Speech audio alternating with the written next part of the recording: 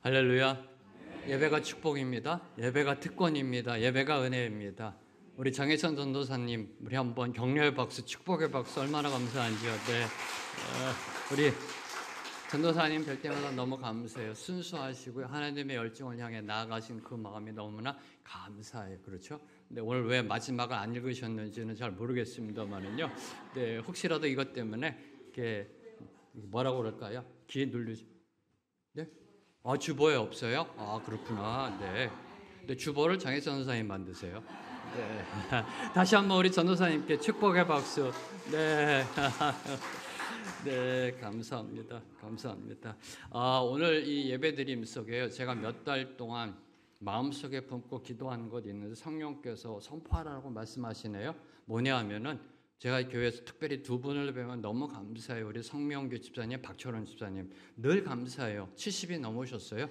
네, 다른 교회 같으면 아마 뒤로 이렇게 물러나셔서 어른인 척 예배하고 계실 겁니다. 그런데 저희 교회는 말씀하신 것처럼 작은 교회는 아닙니다. 소형 교회입니다. 대형 교회, 소형 교회. 근데 큰 교회입니다. 하나님이 크게 쓰시는 교회. 근데 이 소형 교회다 보니까 이 70이 넘으셔도 이 총장년처럼 열심히 섬겨주고 계세요. 늘 항상 이 두 분께 죄송한 마음이 있었어요. 근데 하나님이 주신 게 있었어요. 박 목사, 그 두 사람을 명장이라고 불러라 그러시더라고요. 계속해서 속으로요. 명장. 왜냐하면 저희 교회는 명예장로라는 직책이 없습니다. 근데 신앙의 명장. 네, 명예장로 줄임이죠. 비공식적으로 이렇게 두 분을 놓고 기도할 때마다 하나님이 고마워하시는 마음이 늘 느껴져요. 참 우리 두 집사님 보면 고맙다. 하나님의 마음이 느껴져요. 근데 우리 성명기 집사님, 우리 박철원 집사님 위해서도 한번 격려의 박수 한번 해드리고요.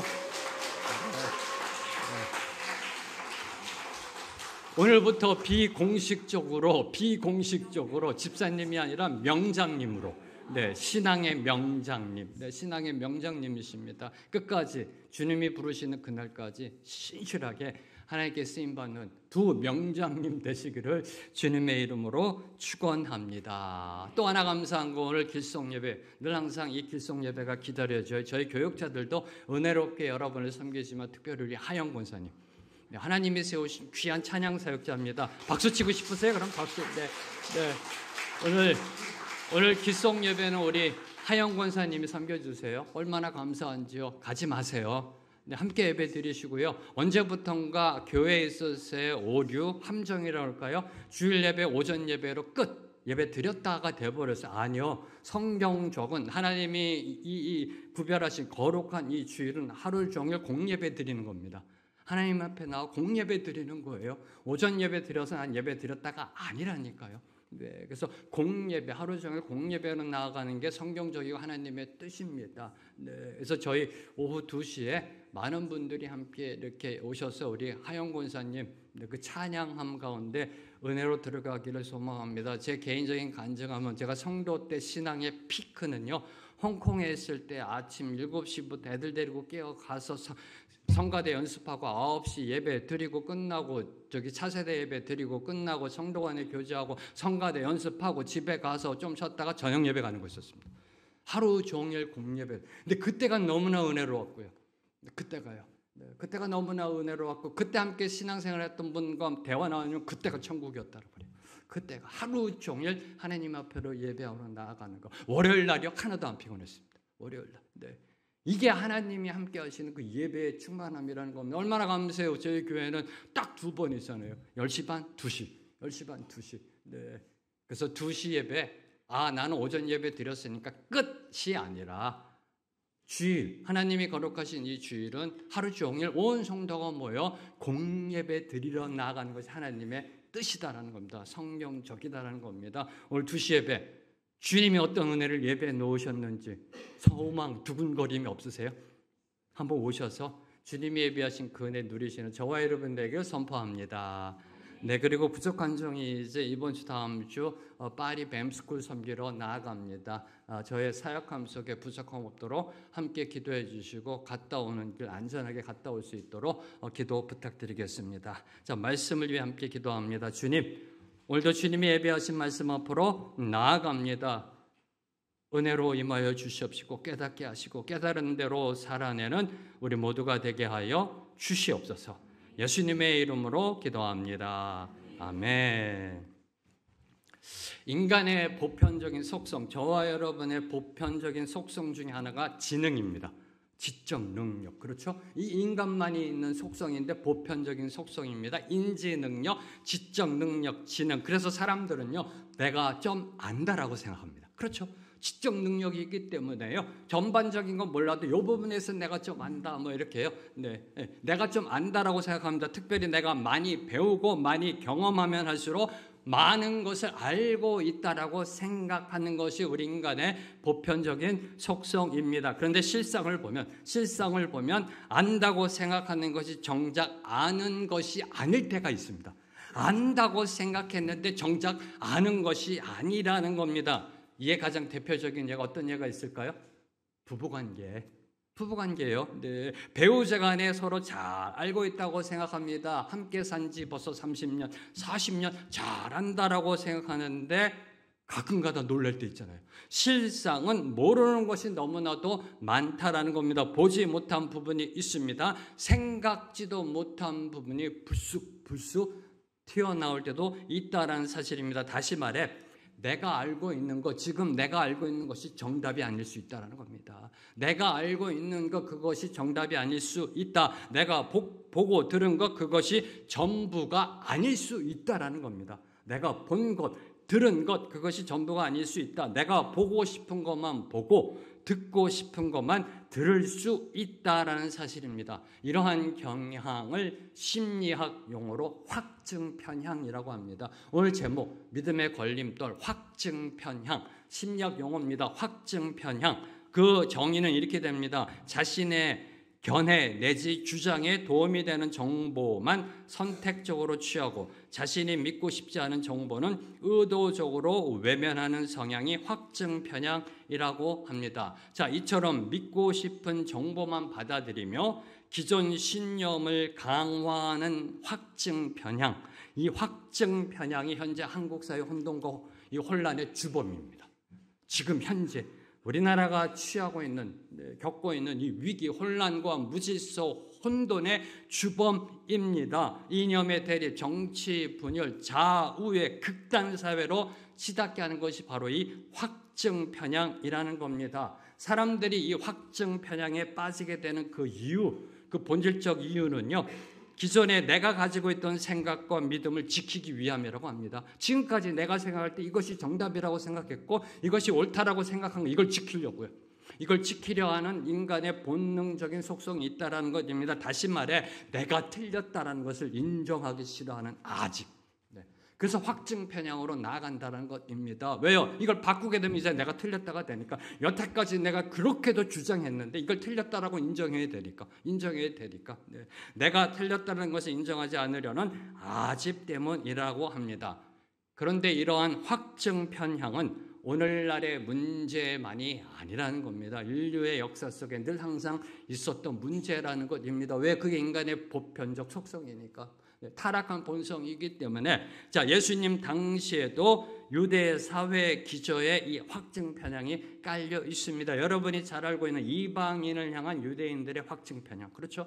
네, 깔려 있었습니다. 그리고 또한 예수님을 향한 유대인들의 확증 편향, 특별히 유대 종교 지도자들의 확증 편향이 있었습니다. 이 확증 편향은 결국 예수님을 십자가에 못 박아 죽이는 그 죄악으로 이어지고 말았습니다. 그런데 놀라운 사실, 정말 안타까운 사실, 놀라운 사실은요, 이 예수님을 향한 확증 편향이 예수님이 자라나신 고향 나사렛에서도 있었다는 사실입니다. 네.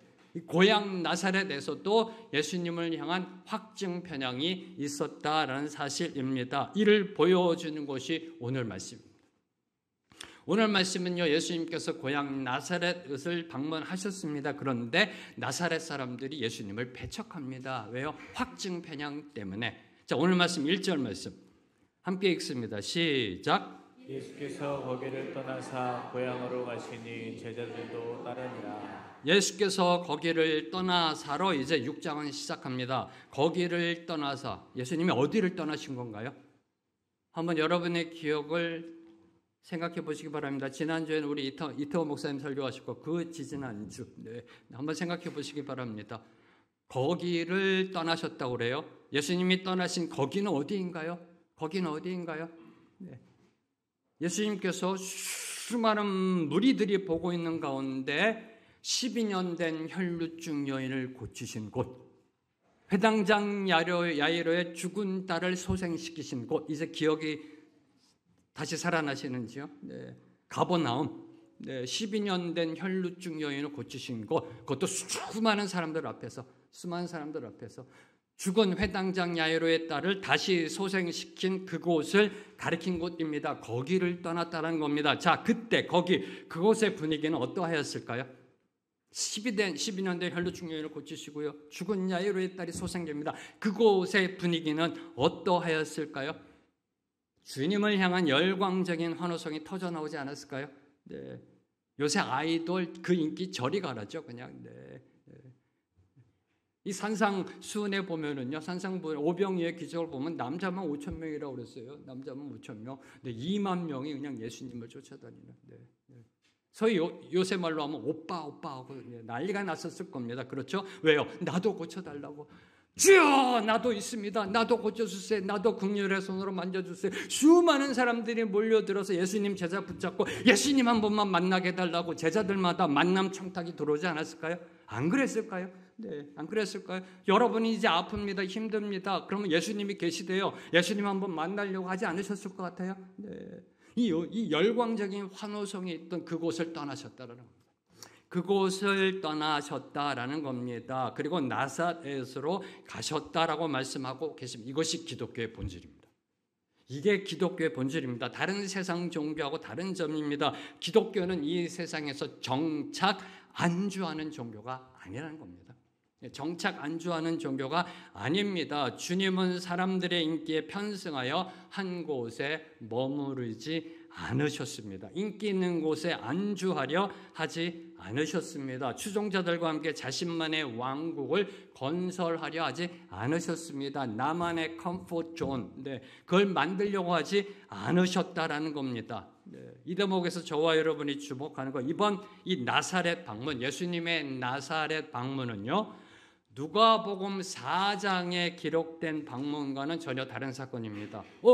누가복음 4장에도 있나요? 성경을 읽어주시기를 소망합니다. 한번 저를 따라 하시겠어요? 성경을 그렇게 작게 얘기하시면 저 설교 안 합니다. 성경을 내 나이만큼만 읽자. 누가복음 4장에도 예수님이 나사렛 방문한 사건이 기록되어져 있습니다. 이 누가복음의 기록, 나사렛 방문한 기록과 오늘 말씀의 방문은 다른 방문이라는 겁니다. 다른 방문. 누가복음 4장에 기록된 예수님의 방문은 공생의 초기에 일어났던 사건입니다.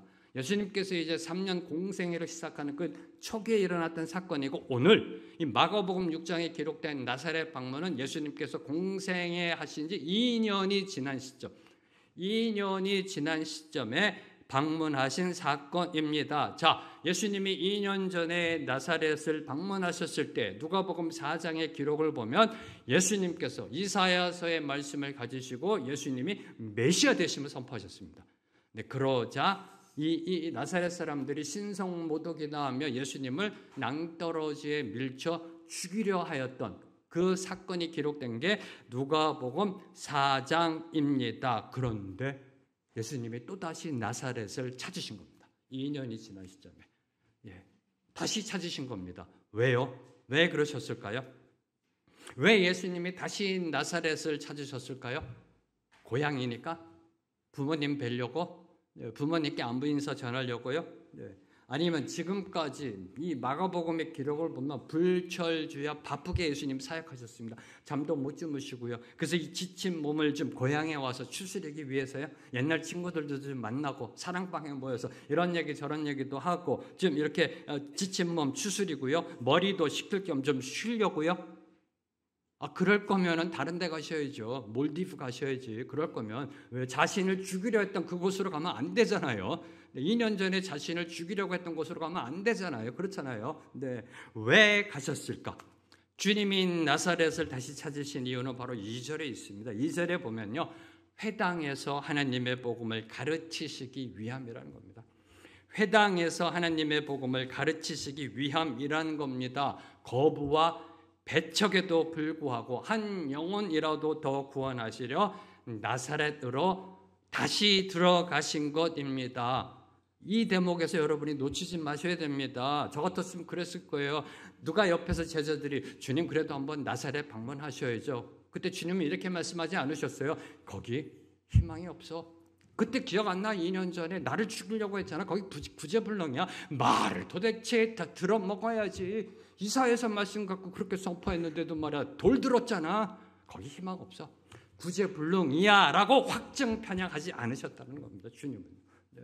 주님께서는요, 이 나사렛 사람들 희망이 없다, 구제불능이다라고 확증 편향하신 것이 아니라 한 사람이라도 더 살려내시려고, 그 어두움에서 빛으로 인도해 내시려고 복음 들고 들어가신 것입니다. 주님께서는 왜 자신이, 예수님이 이 땅에 오셨는지 그 목적 너무나도 잘 알고 있었습니다. 왜 오셨는지요? 잃어버린 자를 찾기 위해. 왜 오셨는지요?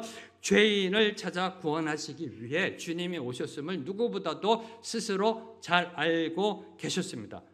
그래서 세상의 인기에 영합하지 않으시고 하나님의 복음을 들어야 하는 곳, 하나님의 복음이 필요한 곳으로 들어가신 것입니다. 설사 그곳이 거부와 조롱과 무관심과 핍박에 확증 편향이 있다 할지라도 주님은 들어가셨던 것입니다. 이게요, 거기를 떠나사라는 뜻입니다. 거기를 떠나사 나사렛으로 들어가셨다라는 겁니다. 이때 제자들도 주님을 따라갔음이 강조되고 있습니다. 제자들도 따르니라.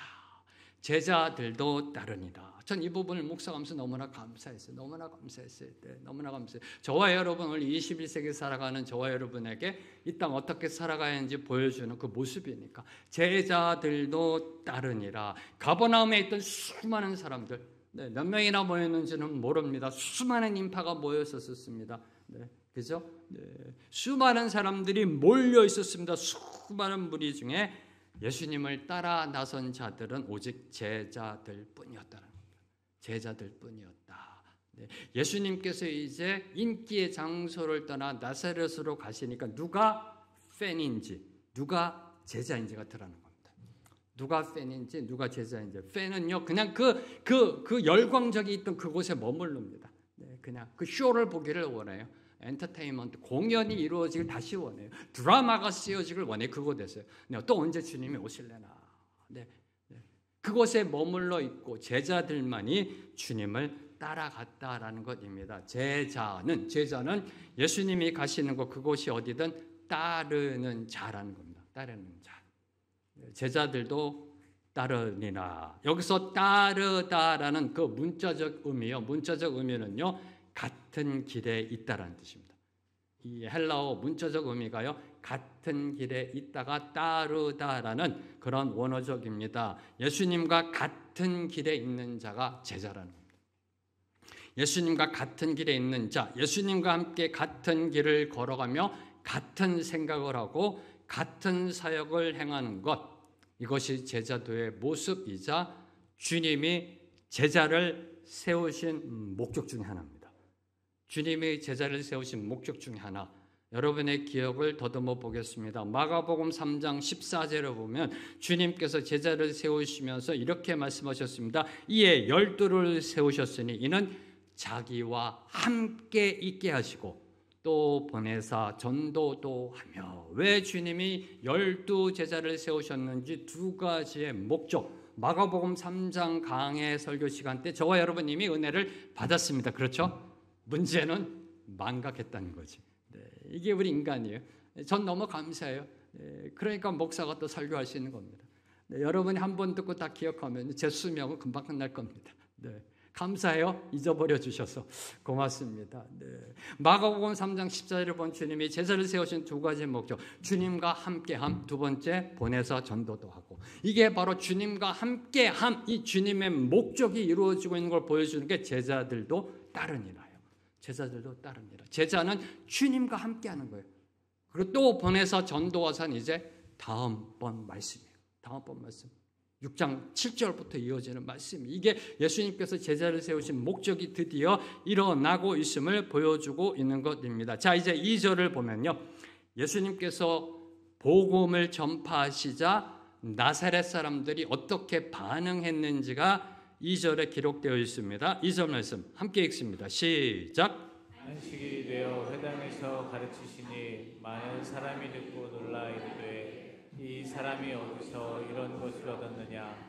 이 사람이 받은 지혜와 그 손으로 이루어지는 이러한 권능이 어찌 되느냐? 자, 예수님의 사역이 이루어진 시간적 배경은 안식일이었습니다. 그리고 그 공간적 배경은 회당이었습니다.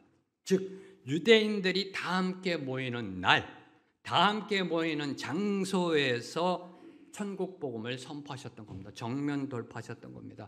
다 함께 모이는 날, 다 함께 모이는 장소에서 천국 복음을 선포하셨던 겁니다. 그러자 많은 사람들이 놀랬다라고 성경은 기록하고 있습니다.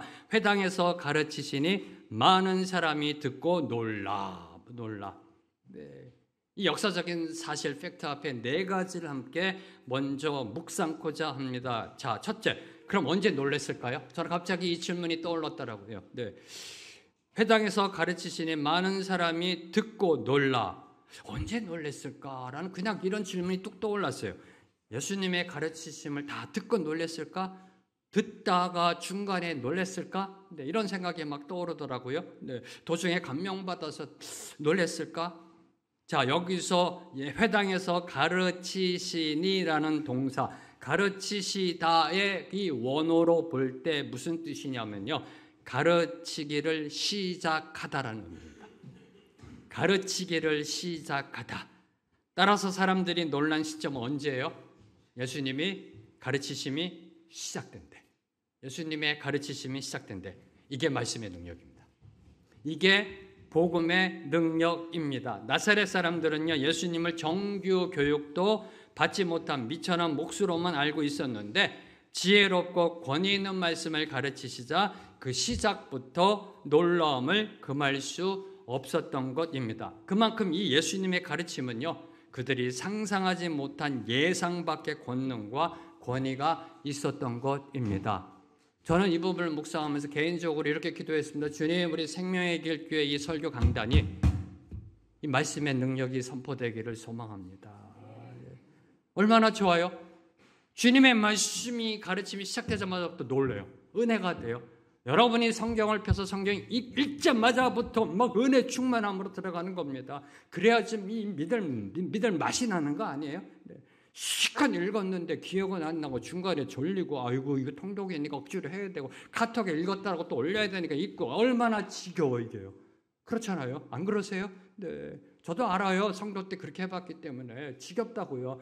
그런데 딱 펴서 읽기 시작한 그 순간 은혜가 막 충만히 임하는 거야. 그냥요. 복음의 능력이 임하고 말씀의 권능이 가르치시기 시작하자마자부터 말씀을 읽기 시작하자마자부터 막 놀라는 거예요. 놀래. 와 이런 뜻이 있었구나. 와 하나님이 이 말씀 주시고 저 말씀 주시고 막 영이 띄어져가지고 요한계시록부터 창세기부터 요한계시록 막 서로 꽤 맞춰지고요. 쫙 퍼즐이 맞춰지는 거 보면서 하늘문이 열리고 하나님이 보이기 시작하고 막 이렇게. 와, 그래야 믿을만 나는 거 아니에요? 아니에요? 그래야지 이 믿을맛도 나고요. 그래야 복음에 목숨 걸고 나가고요. 그래야 일타와 일상에서 사람들에게 예수 믿으라고 말할 수 있는 거 아닐까요? 이 능력, 이 은혜가 저희 생명의 길게 여러분 모두에게 임하게 되기를 다시 한번 선포합니다. 시작하자마자 그냥 말씀의 은혜가 임하는 겁니다. 두 번째, 놀라다로 번역된 원어는요, 압도되다, 충격받다라는 뜻입니다. 이게요, 그냥 단순히 놀랬다가 아니에요. 네, 압도당하다, 충격받다, 충격받다는 뜻이에요. 압도당하다. 그 말씀에요, 압도당하고요, 충격받는. 근데 이 또한 시제로 말씀드리면 죄송합니다. 문법 얘기해서 미완료 시제입니다. 미완료 시제. 계속해서 놀라고 있다는 뜻입니다. 자, 이는 사람들이 회당에서 예수님의 가르침을 듣는 시종일관 처음부터 마지막까지 철저하게 완벽하게 그 가르침에 압도되었다는 뜻이에요. 네. 놀라다란 이 단어는요, 시종일관 그 말씀의 능력에 압도되었다는 뜻이에요. 압도되었다. 다시 말해 예수님은 모든 사람이 충격받을 만한 큰 능력과 지혜로 좌정을 압도하셨던 거예요. 처음에 예수님이 회당 들어올 때 그런 사람도 있었을 거예요. 저 2년 전에 왔던 예수 아니야? 저게 아직도 정신 못 차렸구나 라고 얘기한 사람도 있었을 거예요. 근데 예배 때는 뭐라고 시비를 걸 수가 없잖아요. 이게 예배 끝나고 보자라고 생각하고 있었는데 예수님이 말씀을 선포하자마자 그냥 압도당한 거예요. 이게. 그런 마음을 갖고 있던 사람도 압도당한 겁니다. 이게 지금 이런 뜻이 놀라다가요. 압도당하다. 처음부터 끝까지 그 말씀에 압도당하고 충격받은 상황. 이 능력과 지혜로 주님께서 지금 좌중을 압도하고 계심을 보여주는 게 놀라다라는 뜻입니다. 놀라다. 이를 세상용어로 뭐라고 말씀하는지 아세요? 이를 카리스마라고 얘기합니다. 안 그런가요? 카리스마. 카리스마라고 이야기합니다. 자, 세상 사람들 가운데요, 좌중을 압도하는 권위와 능력이 있을 때 뭐라고 그래요? 야, 저 사람 카리스마가 있어요. 카리스마가 있어요. 리더라면 최소한 카리스마가 있어야지. 이 카리스마. 이 카리스마. 지금 주님께서 카리스마로 온 지금 회중을 압도하고 있는 겁니다. 예수님께는 말 그대로 카리스마가 있었던 것입니다. 자, 이 대목에서 저와 여러분이 주목하는 거, 이 카리스마라는 거. 여러분 어떻게 정의하세요? 카리스마? 이 카리스마라는 단어가 원어적으로 이게 헬라어에서 온 단어입니다. 원어적으로 하나님이 주시는 은사와 능력을 의미합니다. 하나님이 주신 은사, 기프트, 그 다음에 능력, 탤런트, 달란트죠. 은사와 능력을 의미합니다. 그 은사와 능력이 나타나는 것이 카리스마입니다. 카리스마. 바꿔 말하면 하나님의 은사와 능력을 드러내는 사람이 카리스마 있는 사람입니다. 카리스마 있는 사람. 지금 주님이 하나님의 은사와 능력을 드러내고 있는 거예요. 말씀을 통해서. 이 카리스마 있는 사람입니다. 그 카리스마 있는 사람이 바로 저와 여러분이라는 겁니다. 목사님 갑자기 뚱딴지가 지금 어떻게 결론이 그렇게 갑니까? 그 카리스마 있는 사람이 저와 여러분이라니까요. 무슨 말이냐고요? 하나님은 카리스마를 오늘 우리 모두에게도 주셨다라는 겁니다. 은사와 능력을 주셨다라는 겁니다. 기프트와 달란트를 주셨다라는 사실입니다. 우리 안에 내주하시는 성령의 역사를 통해 오늘도 저와 여러분에게 하나님께서 은사와 능력을 주고 계십니다. 믿지 못하시는 분은 집에 가셔서 고린도전서 12장을 읽어보시기 바랍니다. 특별히 11절에 보면 주신다라고, 오늘도 주신다라고 은사를 주시고요, 달란트를 주시고요. 저와 여러분에게 주고 계신다라는 겁니다. 심지어 주님께서는 이렇게 말씀하셨습니다. 믿는 자들은 나보다 더 큰 일을 행할 것이다.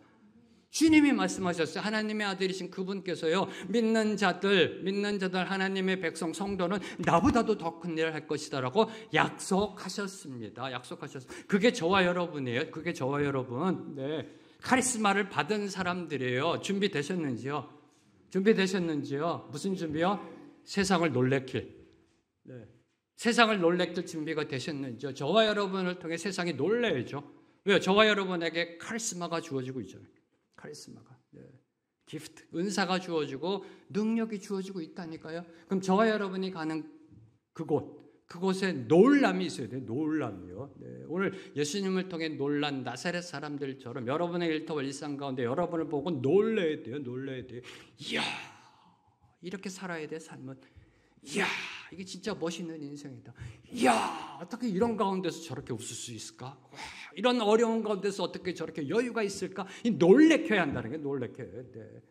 그게 저와 여러분의 카리스마라는 겁니다. 카리스마, 주님을 믿는 카리스마. 요만한 어려움과 시기가 닥치면 세상처럼 좌충우돌, 이거 어떡하나, 이거 오도방정 떨면서 그 모습이 아니라 그 모습 하면 뭐라고 그래요? 저 교회 다닌다는데 우리랑 똑같다, 야. 이렇게 나온다라는 겁니다. 주님이 주시는 은사, 성령의 은사, 그리고 달란트, 그거 저와 여러분에게 주어졌기 때문에 그 카리스마로 세상을 놀래키고 싶지 않으세요? 한번요. 여러분 때문에 좀 세상에 놀라는 거 보고 싶지 않으세요? 한번 멋있게 세상을 놀래키는 저와 여러분이 되기를 축원합니다. 다음 주 여러분 교회 오셔서 서로 그런 간증이 있으면 좋겠어요. 이 목사님 설교 말씀 묵상하다가 갔는데 와, 세상 사람들이 놀랐어 진짜로. 뭐 이렇게. 그런 정말 간증이 있었으면 좋겠어요. 간증. 자, 세 번째로 예수님의 카리스마가 이제 좌종을 압도했습니다. 근데 나사렛 사람들의 반응은 뭐예요? 압도당했습니다. 근데 그들의 반응은 배척이었다. 배척.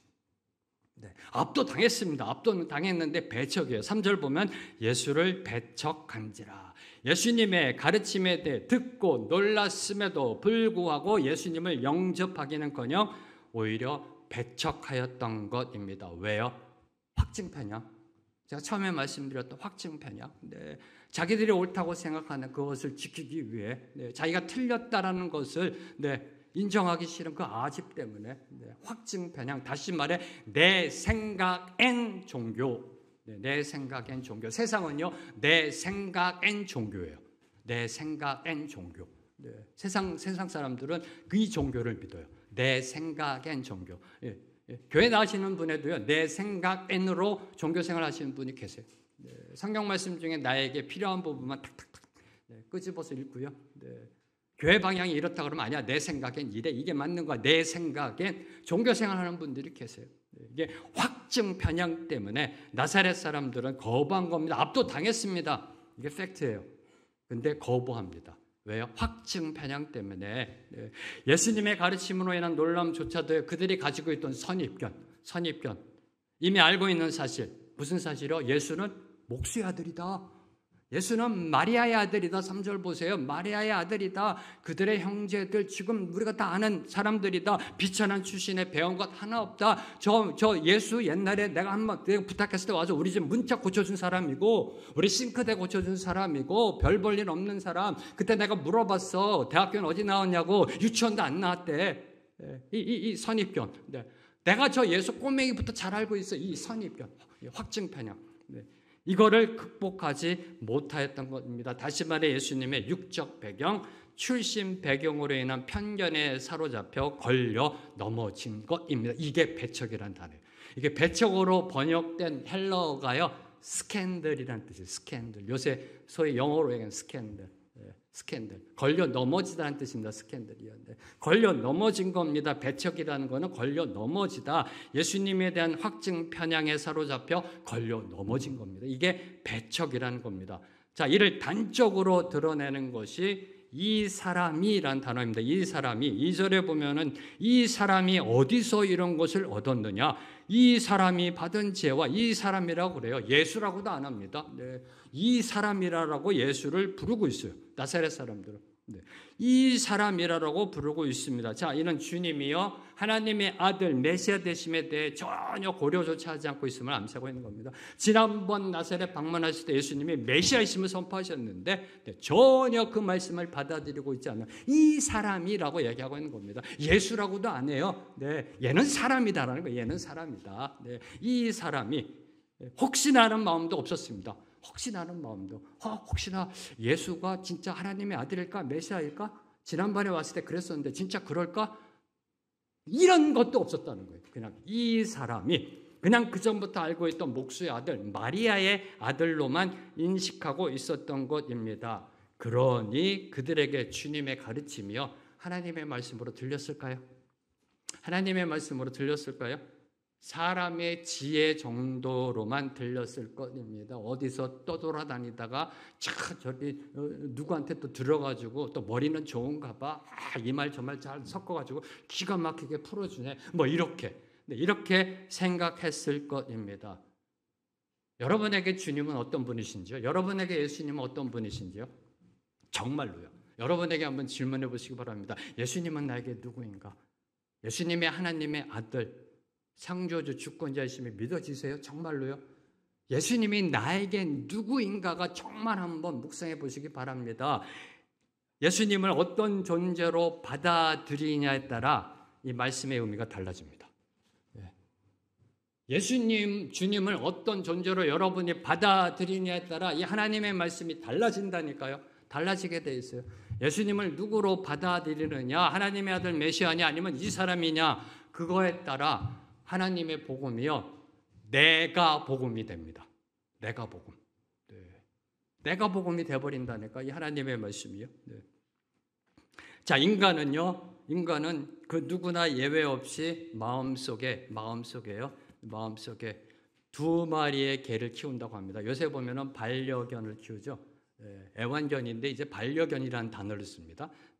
그 단어가 어디서 나왔는지 한번 연구해 보시고 언제 한번 연구하겠습니다. 두 마리의 개를 우리의 마음속에 키운다고 합니다. 인간은 누구도 예외 없이. 그 개 이름이 뭔지 아시는지요? 편견과 선입견.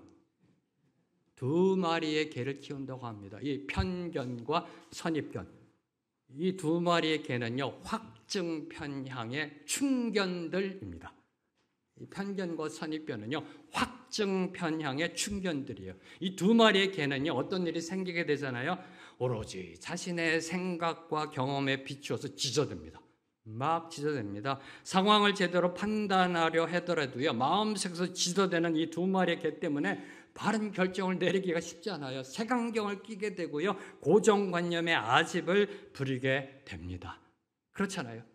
이런 편견과 선입견을 고대 그리스의 철학자 플라톤은 동굴 속의 비유로 설명했어요. 동굴의 비유. 자, 동굴에 갇힌 인간은 동굴 속에 켜진 촛불로 인해 벽에 비추인 그림자를 진리로 여기며 살아간다는 겁니다. 이게 플라톤이 인간의 확증 편향을 이렇게 설명했어요.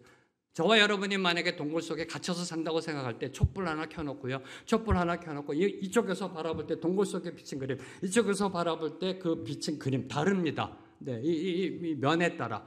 그게 진리인 양 살아간다는 겁니다. 이게 인간이라는 것입니다. 자신들이 본 그림자만을 진리다라고 여기며 내가 봤다, 그런 모습이다, 이걸 진리라고 여기며 살아간다는 것, 이런 오류를 범한다라고 플라톤은 지적하고 있습니다. 맞는 말입니다.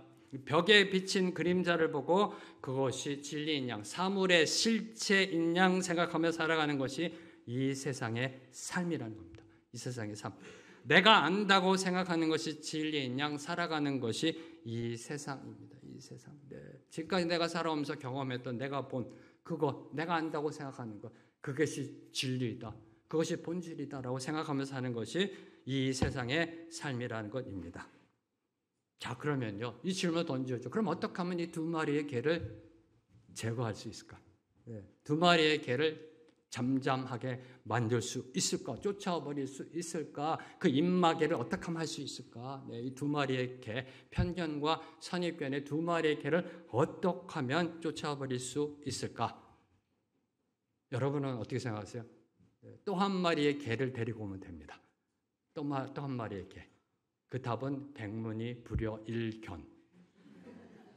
백문이 불여일견. 100번 듣는 것보다 한 번 보는 일견.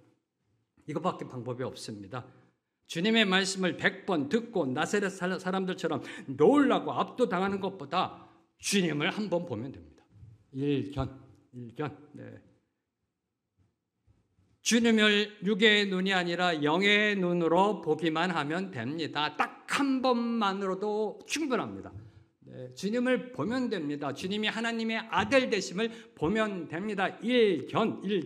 육의 눈이 아니라 영의 눈으로 보는 일견, 예수님을 보는 영적 일견만이 편견과 선입견을 제압할 수 있습니다. 한순간에 제압합니다. 쫓아낼 수 있습니다. 확증 편향을 깨트릴 수 있다는 사실입니다. 자, 네 번째로 묵상하는 것. 나사렛 사람들은요, 예수님의 지혜와 능력 자체는 부인하지 않았다는 겁니다. 그러니까 압도당했죠. 부인하지 않았습니다. 예수님이 놀라운 지혜와 권능을 가지고 있음은 인정하였습니다. 그런데 배척하였다는 겁니다. 뭘 의미할까요?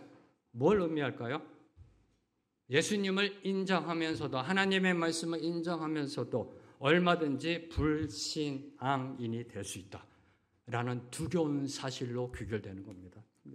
예수님을 인정합니다. 말씀을 인정합니다. 그럼에도 얼마든지 불신앙인이 될 수 있다는 겁니다. 인정과 믿음은 별개의 문제라는 소리입니다. 자, 당시 유대인들은요, 주님의 가르침을 듣고 그 권세와 능력, 말씀의 탁월성에 대해 놀라고 감탄하였습니다. 그런데 결국 그들은 주님을 십자가에 못 박았습니다.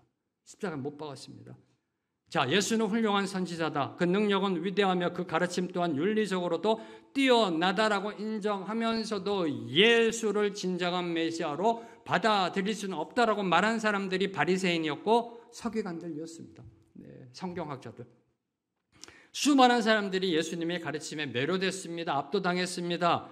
그리고 치유 이적의 권능을 보며 따라다녔습니다. 그러나 십자가까지 따라간 자는 극소수라는 겁니다. 십자가까지 따라간 자는 극소수. 대부분의 사람들은 예수를 십자가에 못 박으라고 함성 질렀다라는 것입니다. 오늘날도요, 예수님을 인정하는 사람은 많습니다. 세상에 보면 인정하는 사람은 많습니다. 네.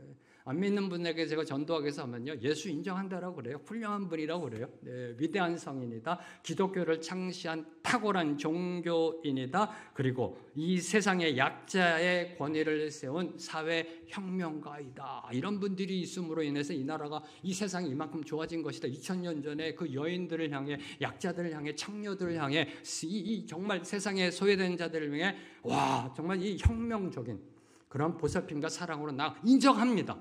인정합니다. 네. 인정하는 사람들은 많습니다. 뭐 위대한 성인, 뭐 종교가, 뭐 신학가, 뭐 혁명가, 뭐 사회운동가 인정합니다. 그런데 안타깝게도 이런 사람들에게는 주님의 말씀이 영생의 복음이 아니라 사회개혁의 교훈 정도로 들리고 있을 것이란 사실입니다. 믿음은요, 인정을 넘어 영접하는 것입니다. 영접하는 것. 믿음은요, 고개를 끄덕끄덕 하는 것에서 엎드림으로 나아가는 겁니다. 네. 고개를 끄덕, 그렇지. 끄덕끄덕해서요, 그냥 엎드리는 거, 하나님 앞에. 예수님 앞에 그냥 엎드리는 거. 이게 믿음이에요. 네. 이게 믿음입니다.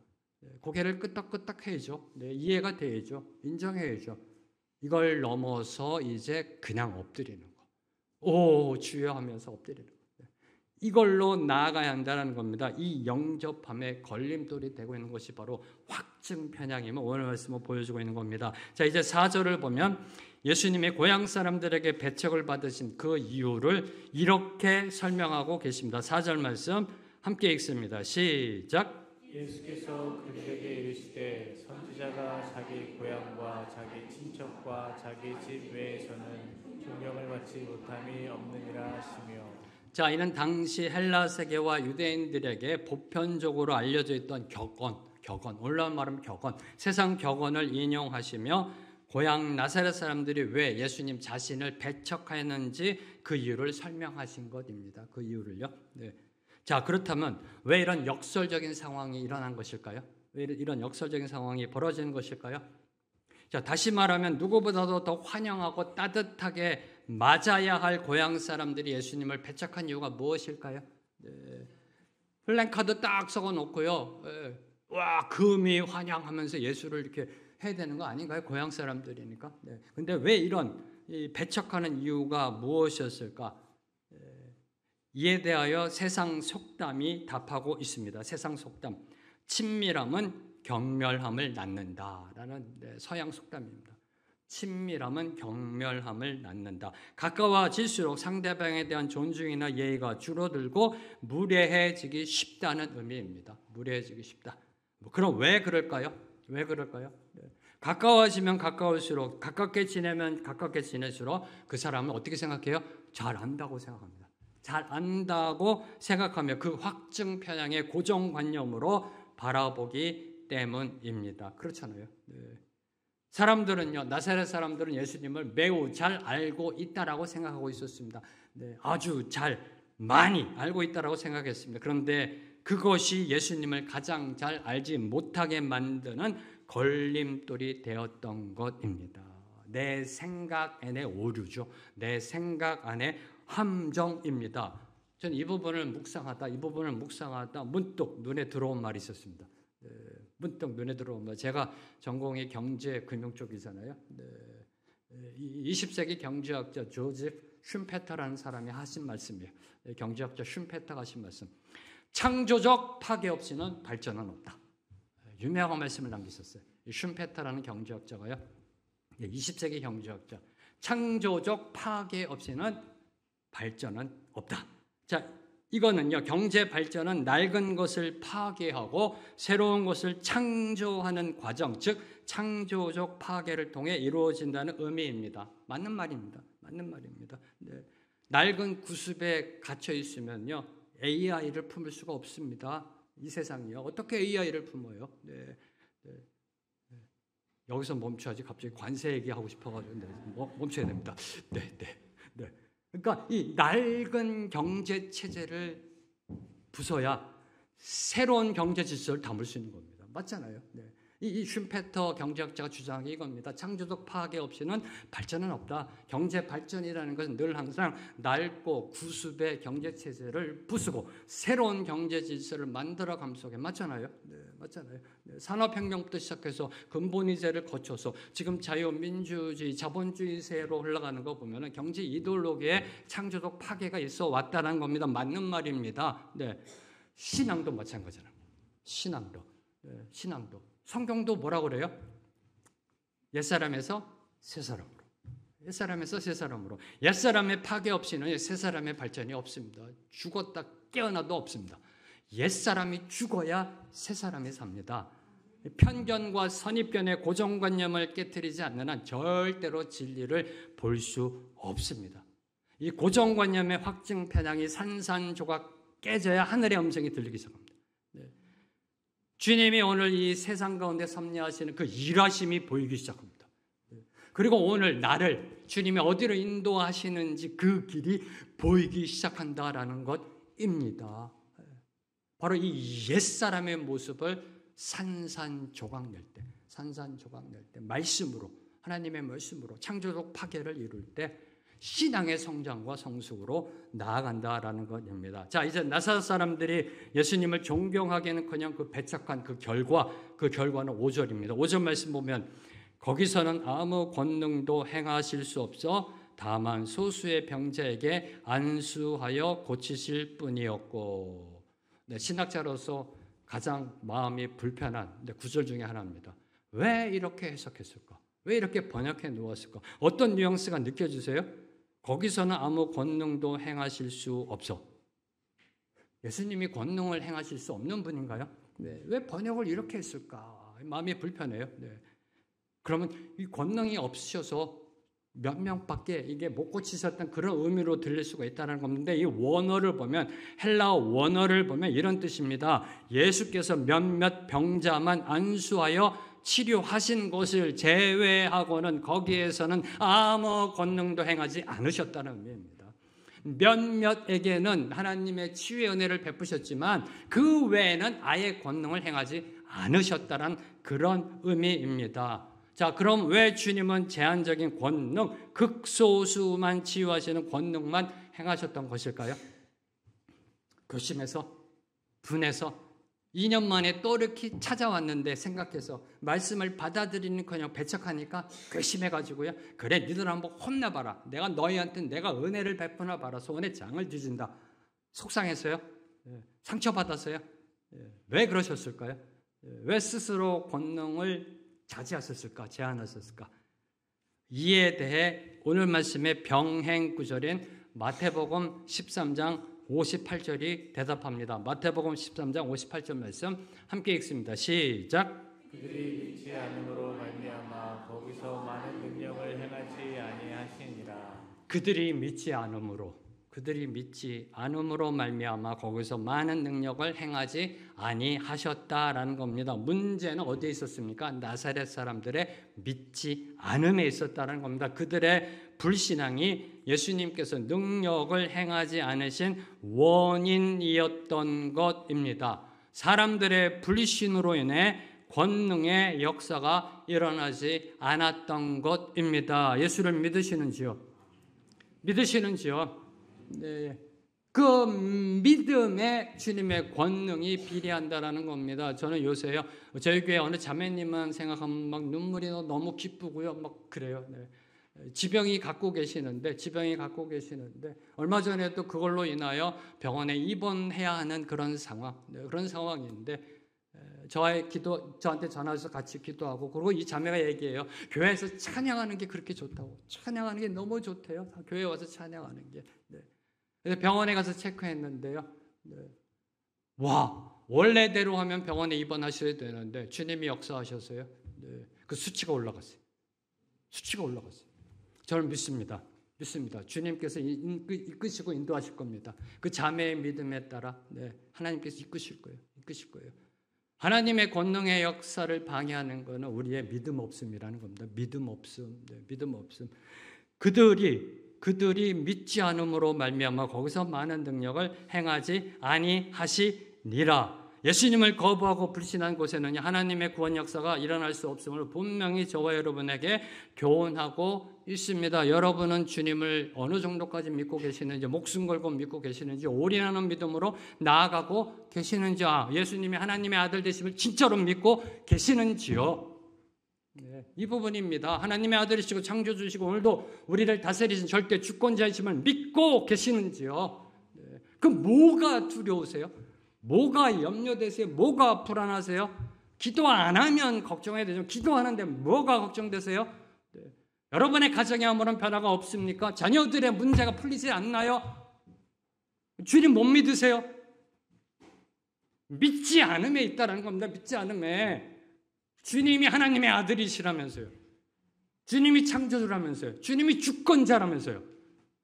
근데 여러분의 기도가 계속해서 아무런 변화도 없고 자녀들을 위해 그렇게 기도하는데, 가정의 경제를 위해 기도하는데 아무런 변화가 안 일어난다고. 믿지 않음이 문제라는 겁니다. 믿지 않음. 믿지 않음. 믿지 않음.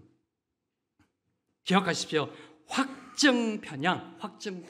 내 생각, 내 지식, 내 경험, 내 논리에 의한 나의 신앙의 이 확증 편향은요, 믿음의 걸림돌이자 주님의 역사의 권능이 일어남에 거치는 돌이라는 겁니다. 거치는 돌.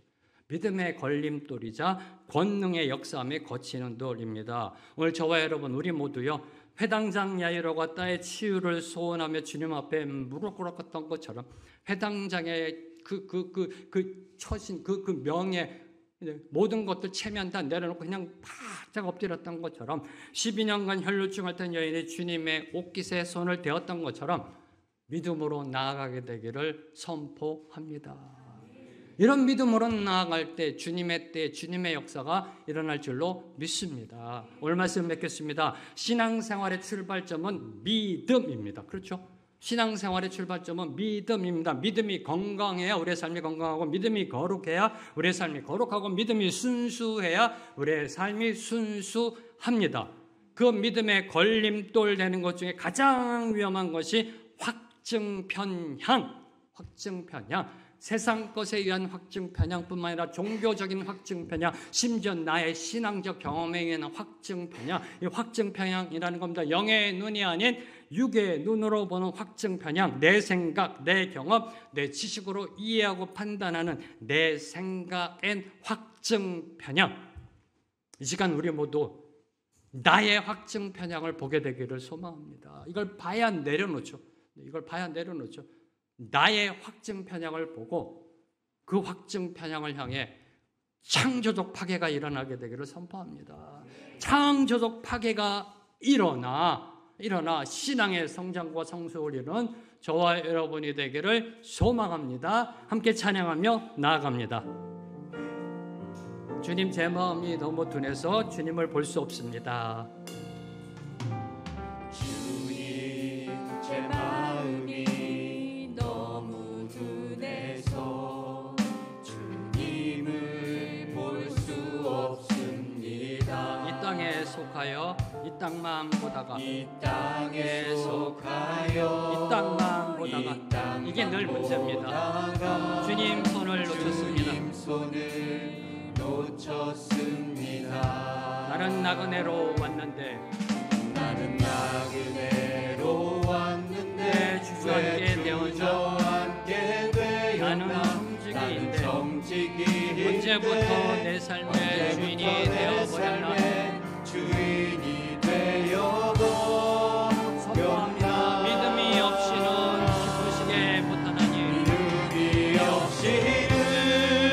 기쁘시게 못하나니. 고된 수고도 다 헛될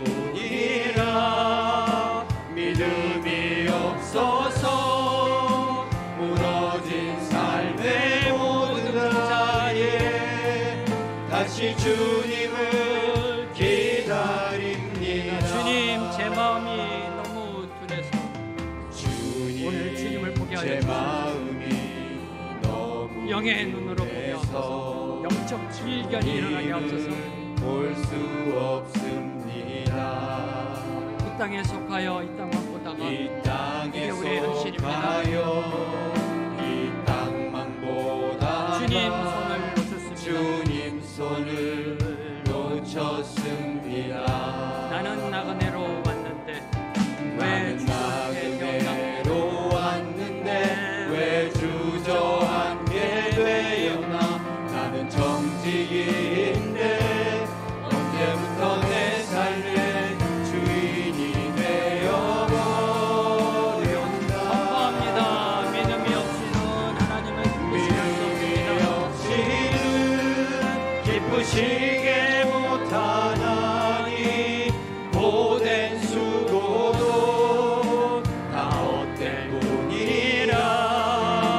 믿음이 없어서 무너진 삶의 모든 자리에 다시 주님을 기다립니다. 믿음이 없이는 기쁘시게 못하나니 믿음이 없이는 기쁘시게 못하나니 우리의 고된 수고도 다 헛될 뿐이라. 다 헛될 뿐이라. 믿음이 없어서 무너진 삶의 모든 자리에 다시 주님을 기다립니다. 믿음 다하여 믿음 다하여 그 위에 서리라.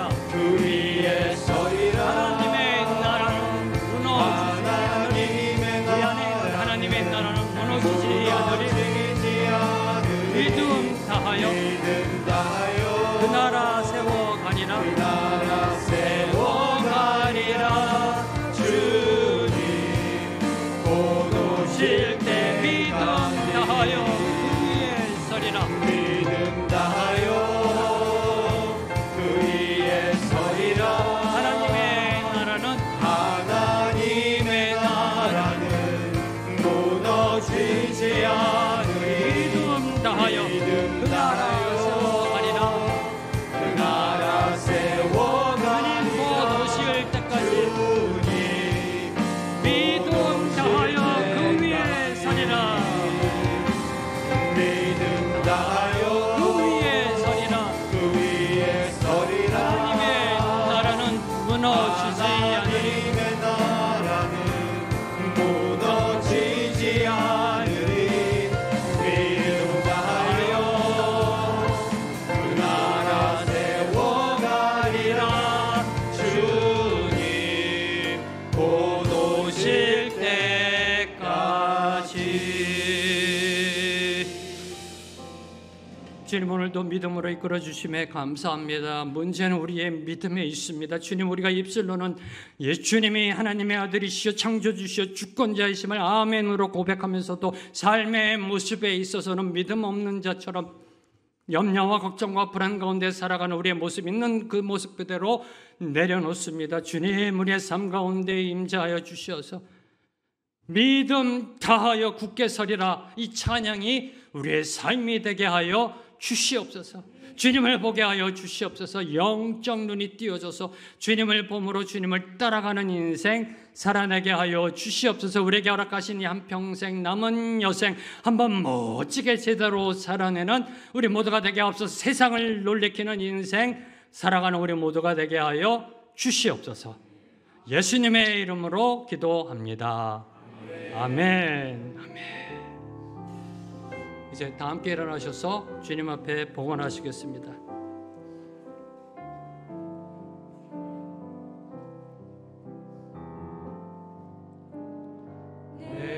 내게 있는 모든 것을 아낌없이 드리네. 사랑하고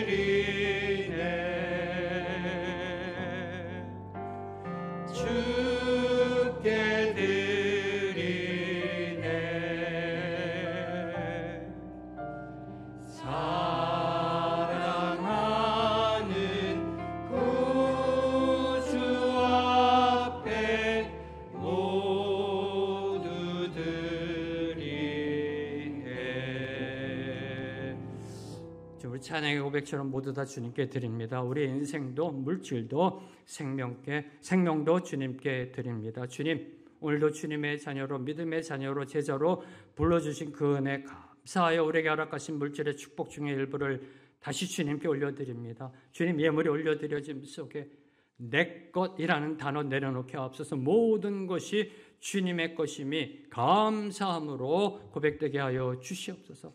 이 예물이 사용되어지는 곳에 주님의 영광만이 드러나게 하시고 주님이 세우시는 생명의 길 교회 위에 귀하게 쓰임받게 하여 주시옵소서.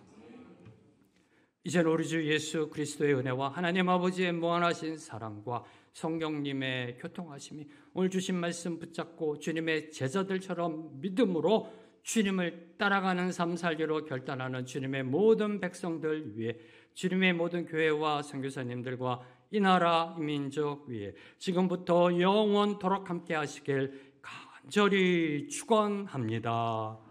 아멘.